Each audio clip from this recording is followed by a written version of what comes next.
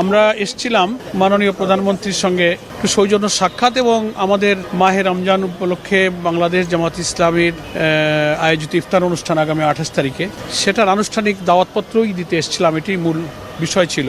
আমাদের সঙ্গে আমাদের অ্যাসিস্ট্যান্ট সেক্রেটারি জেনারেল মাওলানা আব্দুল হালিম সাহেব ছিলেন। তো আমরা কুশল বিনিময় করলাম, যথেষ্ট সময় নিয়ে পারস্পরিক আলোচনা হলো এবং উনি আমাদের সম্মানিত আমির ডক্টর শফিকুর রহমানের সাময়িক অসুস্থতার খবর পেয়ে ওনার কুশল জিজ্ঞেস করলেন এবং একটু ফোনে আলাপ করার আগ্রহ ব্যক্ত করে সাথে সাথেই তিনি আমার টেলিফোনে উনি মেরি জামাতের সঙ্গে কুশল বিনিময় করলেন। পরস্পর কুশল বিনিময় সালাম বিনিময় হলো, এটাই মূল। আর এমনি আমরা সরকার গঠনের পর ফরমালি আজ জামাত ইসলামীর পক্ষ থেকে সাংগঠনিকভাবে তার সঙ্গে প্রথম অফিসিয়ালি সাক্ষাৎ আমাদের ইফতার অনুষ্ঠানের দাওয়াত উপলক্ষে। সে কারণে